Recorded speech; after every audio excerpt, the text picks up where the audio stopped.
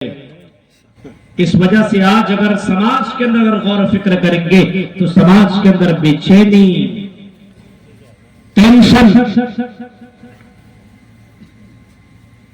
بے اطمینانی آپ کو ہر جگہ ملے گی۔ آدمی آپ کو بے چین نظر آئے گا۔ آپ ان سے پوچھے کیسی زندگی کٹ رہی ہے، بس کما رہا بہت اچھا، پیسے کی کمی نہیں ہے، گھر کے اندر 2 ویلر 4 ویلر سب موجود ہے، موبائل موجود ہے، اچھا گھر موجود ہے، لیکن جب ان سے سوال کرو کہ زندگی کیسی کٹ رہی ہے، ارے کٹ رہی ہے۔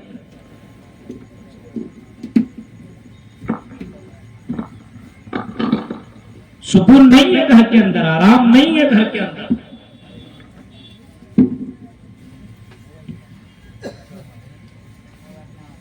اور اس ٹینشن کو دور کرنے کے لیے آج مسلمانوں نے کون سا وہ راستہ ہے جس کو نہیں اپنایا ہو؟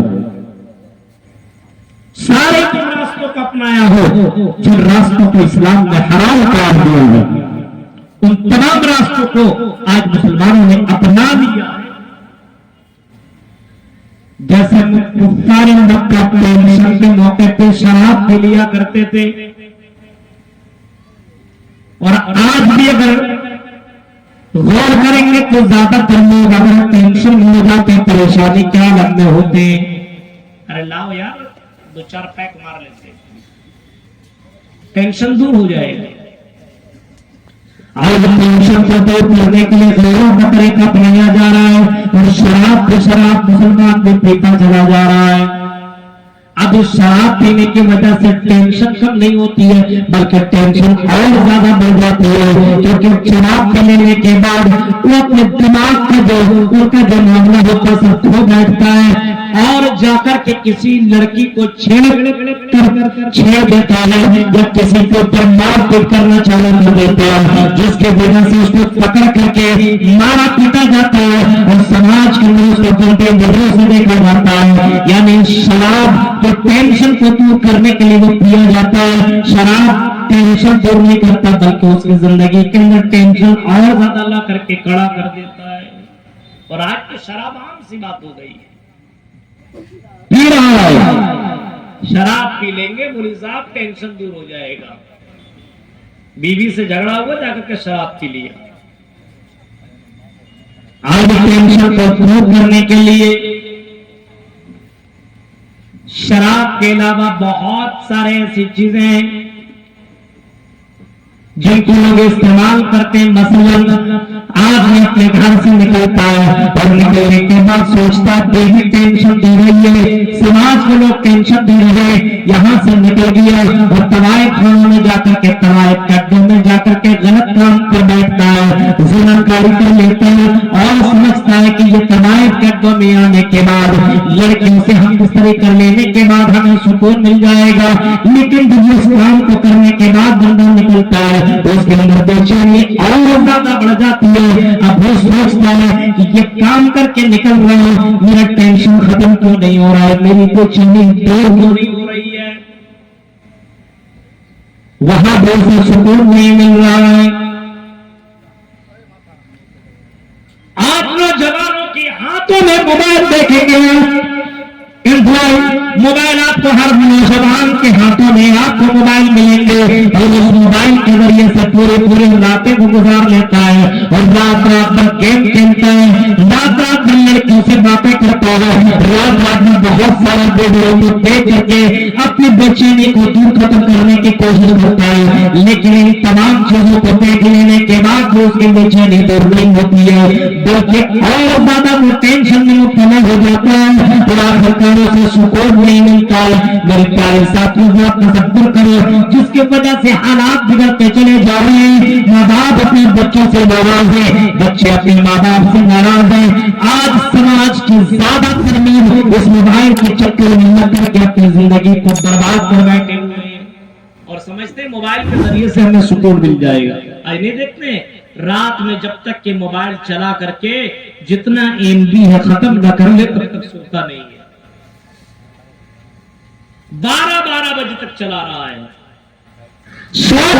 دیکھ رہا ہے، لڑکے لڑکیوں کی وہ تمام حرکتیں اپنے موبائل کے اندر موجود ہے، ڈانس، اور اس طریقے سے لڑکی کی ہر ادا کو دیکھنے کی کوشش کرتا ہے، یہاں تک کہ کچھ منچے ہوئے لڑکے ایسے بھی آپ کو ملیں گے جو گندی ویڈیو دیکھ کر کے رات میں سوتے ہیں اور غلط چیزیں سن کر کے سوتے ہیں کہ چلو سکون مل جائے، لیکن میرے بھائی اس کی زندگی کے اندر سکون نہیں ہے، اور اتنی بے چینی بڑھ جاتی ہے کہ اس کو دوا کھا کر کے سونا پڑتا، انجیکشن لے کر کے اس کو سونا پڑتا تاکہ اسے نیند آتی ہے۔ اور سے لوگ کہتے ہیں مولوی صاحب ٹینشن دور کرنے کا سب سے بڑا سامان ہے پیسہ، دولت، دولت آ جائے سارا ٹینشن ختم، دولت نہیں تو ٹینشن ہے۔ آج کل دولت کے ذریعے سے ٹینشن دور نہیں ہوتا میرے بھائیوں، اگر دولت کے ذریعے سے ٹینشن دور ہوتا تو بڑے بڑے امیر گھرانے کے لوگ آتم ہتیا نہیں کرتے، اور اپنے امیر ہونے کی وجہ سے اپنے اونچی بلڈنگ سے چھلانگ مار کر کے اور کود کر کے آتم ہتیا نہیں کرتا، مرتا نہیں۔ پتا چلا کہ دولت بھی انسان کو سکون نہیں پہنچاتا ہے، اگر دولت سکون پہنچاتا تو یونان کا بہت امیر زادہ آدمی، بہت ہی امیر آدمی، اور اس کی ایک ہی بیٹی، ایک ہی جوان اور خوبصورت لڑکی تھی، اور اپنے باپ کی اکلوتی وہ بیٹی تھی، اور پورے زمین و جائیداد کی وہ مالکن تھی۔ باپ کے انتقال ہو جانے کے بعد 24-25 سال کی یہ لڑکی ہے اور ارب پتی ہے، اس نے سکون حاصل کرنے کے لیے اپنی دولت کو فائدہ اٹھانا شروع کر دیا، اور ان کو جہاں جہاں جیسا ملا ویسا کرتا چلا گیا، یہاں تک کہ یہ یونان کے رہنے والی اس خاتون نے ایک نہیں بلکہ آرام حاصل کرنے کے لیے اور سکون حاصل کرنے کے لیے اپنے پیسے کے بل بوتے پہ چار اس نے نکاح کیا، ایک سے نکاح کیا، دل نہ بھرا، سکون نہ ملا تو دوسرا کر لیا، دوسرے سے نکاح کیا، اگر دوسرے سے دل نہ بھرا طلاق دیا اور تیسرا کر لیا، تیسرے سے دل نہ بھرا تو تیسرے کو بھی ریجیکٹ کیا، طلاق دیا، اور چوتھے سے نکاح کر لیا، لیکن تب بھی اس کی زندگی کے اندر سکون نہ آیا۔ جب اس کی زندگی میں سکون نہ آیا تو آخرکار وہ اپنے باتھ روم کے اندر ہارٹ اٹیک سے اس کا انتقال ہو گیا۔ پتہ یہ چلا اگر دولت انسان کو اگر سکون پہنچاتا تو ہارٹ اٹیک سے اس کا انتقال نہ ہوتا، اور اسی طریقے سے فلمی دنیا کے بہت سے لوگوں کو آپ دیکھیں گے کہ آتم ہتیا کر کے مرتے ہوئے آپ نے بھی دیکھا ہوگا۔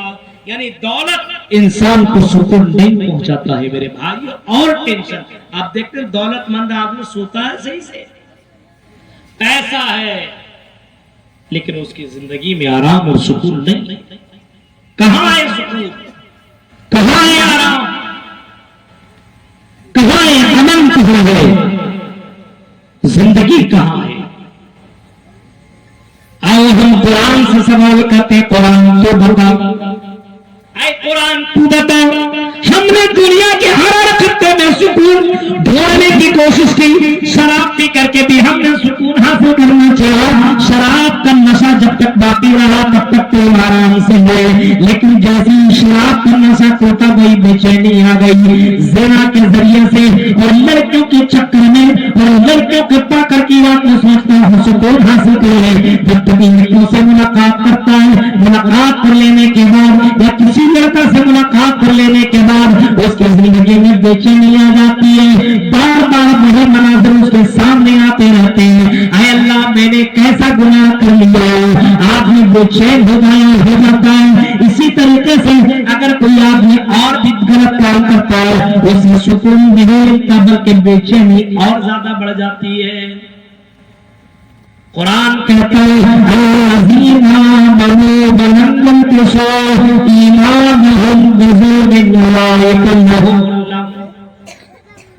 جن لوگوں نے ایمان لایا اور ایمان لانے کے بعد ایمان نقبہ اللہ اس کے رسول کے پر ایمان لانے کے بعد آخرت کے پر ایمان لانے کے بعد اللہ کو اللہ مان لینے کے بعد رسول کو رسول مان لینے کے بعد اللہ کو اللہ مان لینے کے بعد ظلم نہیں کیا، الذین آمنوا ولم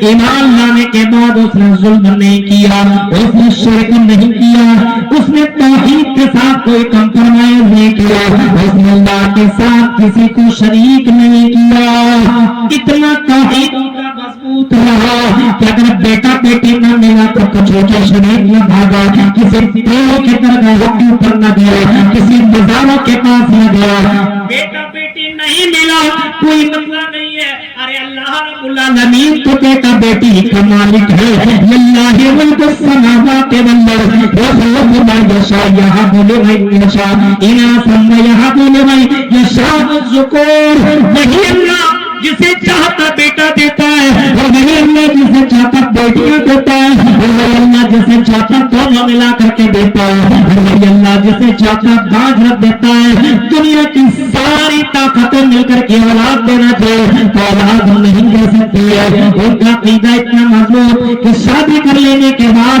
10 سال تک اگر بیٹا بیٹے نہ ملا تو درگاہوں کے چکر میں لگا، کسی بابا کے پاس اور کسی پاکھنڈی مولویوں کے پاس جا کر کے اس نے شرک کی تعویذ لے کر کے اپنے گلے میں باندھ کر کے اس نے اللہ کے ساتھ ظلم نہ کیا، اللہ کے ساتھ شرک نہ کیا، یعنی اللہ کے اوپر ایسا بھروسہ کیا کہ اللہ جس طریقے سے تو نے ابراہیم علیہ السلام کو 80 سال کی زندگی میں تو نے اسماعیل عطا کیا تھا، جس طریقے سے تو نے حضرت زکریا علیہ السلام کو بڑھاپے کی عمر میں حضرت زکریا کو عطا کیا تھا۔ میرا بھی عقیدہ میرا بھی ایمان اتنا مضبوط ہے کہ اللہ تیرے علاوہ کوئی بیٹا بیٹی دینے والا نہیں ہے۔ لیکن آج مسلمانوں کا عقیدہ دیکھیے، اگر شادی ہو جائے اور 2 سال تک 4 سال تک بچہ بچی نہ ہوئے، نہیں کر رہے ہو، وہاں جاؤ نا، وہاں جاؤ۔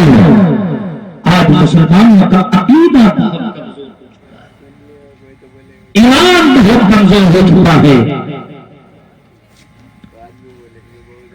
یہاں کاروبار میں اگر برکت نہ ہو رہی ہو، بزنس نہ بڑھ رہا ہو، تو مولویوں کے دیے ہوئے تعویذ باندھ دیا، قرآن کی آیتوں کو لٹکا دیا۔ کیوں بھائی؟ ان قرآن کی آیتوں کو لٹکانے کے بعد کیا برکتیں آتی ہیں؟ قرآن کے پڑھنے سے برکت ہے، قرآن کے لٹکانے سے برکت نہیں ہوتی۔ مسلمانوں کے اندر یہ بھی ایک گڑبڑی ہے، یہ بھی ایک شرک ہے، اور یہ بھی ایک بہت بڑا رسم ہے کہ آج مسلمانوں کے گھروں کے اندر آپ قرآن کے نسخوں کو لٹکے ہوئے دیکھیں گے، لیکن قرآن کی آیتوں کو پڑھتے ہوئے آپ کو نظر بہت کم آئے۔ آج دیکھیں کوئی کما رہا ہے اور وہ ترقی کرنے لگا تو دوسرا آدمی اس کو دیکھ کر کے جلنے لگا، ارے وہ آگے کیسے بڑھ رہا ہے، میں پیچھے کیسے ہوں۔ اور اس کی بیوی، ارے تو کیا کر رہا ہے، اس کو دیکھو، اپنی بیوی کو کتنی خوبصورت ساڑی اور کتنے خوبصورت گھڑی موبائل لا کر کے دے رہا، تم کیا کر رہے ہو؟ ابھی آدمی بیوی کے اس میں ٹینشن میں آ کر کے یہ غلط راستے کو اپنا لیتا ہے۔ اب کمائی تو اس کی کم ہو رہی ہے، لیکن وہ حرام کے دو کو اپناتا ہے، وہ حرام طریقے سے کمانے کی کوشش کرتا ہے۔ اللہ کے نبی صلی اللہ علیہ وسلم نے فرمایا، جاتی ہے الناس زمان لا یبال المرء بما غزا منه مال امن الحلال من الحرام۔ ایک دور ایسا ہے کہ ایک زمانہ ایسا ہے کہ لوگ حلال و حرام کی ذرہ برابر پرواہ نہ کریں گے، تو کے معاملے میں اتنا زیادہ آدمی ڈوب جائے گا اور اتنا آدمی اس معاملے میں غفلت میں چلا جائے گا کہ حلال و حرام کی ذرہ برابر اس کو تمیز نہ ہوگی۔ پیسہ آنا چاہیے، چاہے حلال طریقے سے ہو یا حرام طریقے سے ہو، آدمی کمانے کے چکر میں حلال و حرام کو بھول جائے گا اور دولت کمانے کے لیے آدمی بے تحاشا محنت کرے گا۔ حلال طریقے سے ہو یا حرام طریقے سے ہو، پیسہ آنا چاہیے۔ آج دیکھیں مسلمانوں کو کتنے لون والے کاروبار کر رہے ہیں، موبائل بھی لون میں اٹھا رہا ہے، 25,000 کا موبائل آپ کو مل رہا ہے، لون میں اگر لے رہے ہو ہر مہینہ 2500 بھرنا، 2000 भरना, 2200 भरना, 25,000 वाला 30,000 में आपको मिल रहा है। करके औरतों के अंदर ये चीजें आ चुकी है, मर्दों के अंदर ये चीजें पहुंच चुकी है। इस्लाम ने बढ़ा चढ़ा करके देना और बढ़ा चढ़ा करके लेना दोनों।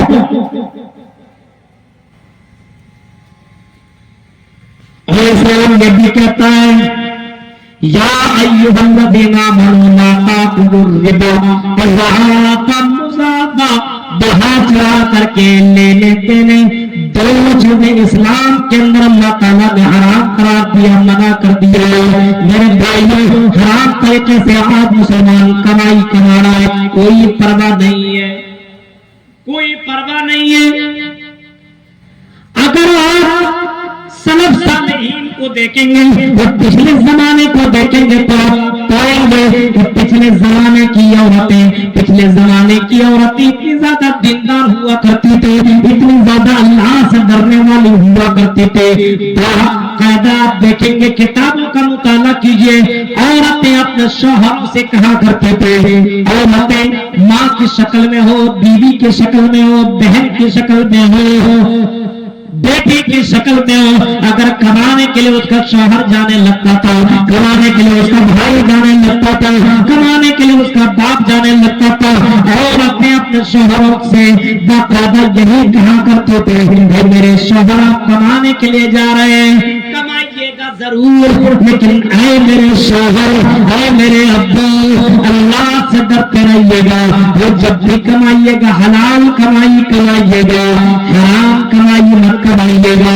आए मेरे अब्बू, आए मेरे शौहर, आए मेरे भाई, आपने में हराम कमाई कमा लिया, और अगर हराम पैसे को हमने अपने जिस्म के अंदर कर लिया, हम दुनिया की तकलीफ तो बर्दाश्त कर सकते हैं, लेकिन हराम कमाई खा लेने के बाद जहन्नम की तकलीफ को हम बर्दाश्त नहीं कर सकते। मेरे प्यारे भाइयों, पहले की औरत इतनी ज्यादा दीनदार हुआ करती थी, अपने अपने शोहर को और अपने कमाने वालों को ये नसीहत करके कमाने के लिए भेजा करती थी। आज बताइए कौन ऐसी औरत है जो अपने शौहरों को बोलती है नमाज रोजे की पाबंदी करना, हलाल तरीके से कमाना, कम कमाना चलेगा लेकिन हराम तरीके से मत कमाना। आज तो गंगा उल्टी बह रही है, डकैती करके लाओ, चोरी करके लाओ, जैसे करके लाओ, लेकिन लाओ। हमें चूड़ियां चाहिए, हमें मेकअप चाहिए, हमें ये चाहिए, हमें वो चाहिए। आप किसी तरीके से भी कमाओ, हमें कोई मतलब नहीं है, हमें तो सिर्फ हमारी फरमाइश पूरी होनी चाहिए। ये हाल है मेरे भाइयों आज मुसलमानों का। मर्दों का वही हाल है तो औरतों का भी यही हाल है। दीनदारी हमारे यहाँ से खत्म और अल्लाह की जात के ऊपर तवक्कुल खत्म, अल्लाह की जात के ऊपर भरोसा खत्म। हलाल तरीकों से छोड़ करके हराम तरीकों को अपनाया जाता है। तौहीद जिसका जितना मजबूत होगा वो हराम के अड्डों को कभी नहीं अपनाएगा। उसे मालूम है कि अल्लाह ताला ने मेरे तकदीर में जितना लिखा हुआ है, दुनिया की कोई भी ताकत हमसे वो चीज ले नहीं सकती है। जितना लिख दिया है इतना कमाओगे, उतना तुम कमाओगे। मेरे भाइयों, अगर अल्लाह ने लिखा है कि तुम जिंदगी में इतना कमाओगे तो उतना तुम कमा करके रहोगे। अल्लाह ताला ने इंसानों को पैदा करने से 50,000 साल पहले उसकी तकदीर को भी लिख दिया है। तकदीर के ऊपर ईमान लाना जरूरी है। जब अल्लाह ने तेरी तकदीर में ये लिखा हुआ है कि तू इतना कमाएगा तो हराम तरीकों को क्यों अपना रहो, हलाल तरीके से उतना ही कमाएगा। अगर तूने हराम तरीके से कमाना शुरू किया तब भी उतना कमाएगा, हलाल तरीके से कमाता तब भी तू उतना कमाएगा। इसी वजह से मेरे भाइयों, तकदीर के ऊपर ईमान लाना जरूरी है। जिसकी तौहीद जितने मजबूत होगी उनका ईमान उतना मजबूत होगा और तकदीर के ऊपर भी वो ईमान रखेगा। आज मुसलमानों का ईमान बहुत ही ज्यादा कमजोर हो गया।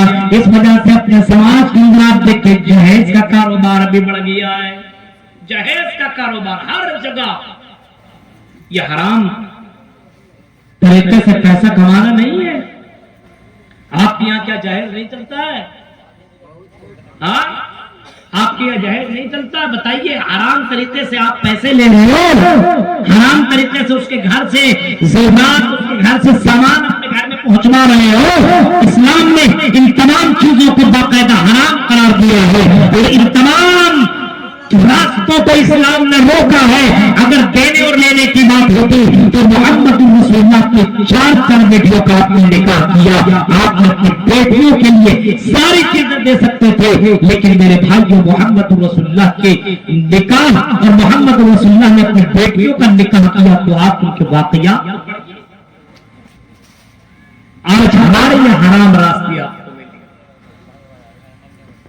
तौहीद के अंदर गड़बड़ी है, तौहीद नहीं है हमारे यहाँ। तौहीद और ईमान ये दोनों चीजें हमारे यहाँ कमजोर है। ईमान तो इतना कमजोर, अगर मोबाइल यहाँ पे भूल जाए कोई और सुबह आकर के देखे जलसा में जितने हैं सब तो मुसलमान ही है, और अगर मोबाइल भूल जाए 500 रुपया भूल जाए तो सुबह में आकर के देखेगा उसको मोबाइल मिलेगा? ईमानदारी से बताइएगा। और ऐलान भी करेगा माइक से मौलवी साहब कि यहाँ पे किसी का मोबाइल गायब हो गया था, रात में छोड़ दिया था, अगर किसी भाई को मिला हो तो ला करके दे दे। ऐसा लगेगा कोई फरिश्ता लेके भाग गया, मिलेगा ही नहीं। ईमान कहाँ है मेरे भाइयों? पहले के लोग कितने ज्यादा ईमान वाले थे, जरा गौर करो, सोचो। दूसरे का सामान उठाना कभी भी वो पसंद नहीं करते थे, दूसरे का सामान उठाना उनको गवारा नहीं था। आपने अब्दुल्लाह मुबारक का नाम भी सुना होगा, बहुत बड़े मुहद्दिस गुजरे हुए, बहुत बड़े मुहद्दिस गुजरे हुए। उनको बागीचे के मालिक ने अपने बागीचे के देख रेख के लिए रखा, अपने घर में अपने बागीचे में रखा कि मेरा इतना बड़ा बागीचा, इसको देख रेख करते रहो और इसकी हिफाजत तुम्हारी जिम्मेदारी है, उसको तुम देखते रहना। ये अब्दुल्ला उस बागीचे की हिफाजत करने लगा, तो बागीचे का मालिक कहीं चला गया और 6-7 महीने के बाद, 1 साल के बाद वापस आता है, और सिर्फ अकेले नहीं आता बल्कि अपने दोस्तों के साथ वापस आता है। और वापस आने के बाद गुलाम से कहता है जरा मुबारक लेकर के आओ, मुबारक लेकर के आओ, तो फल हमें भी तो खिलाओ, मीठे मीठे मेरे दोस्त आए, मेरे फ्रेंड आए, अच्छे अच्छे मीठे फल लेकर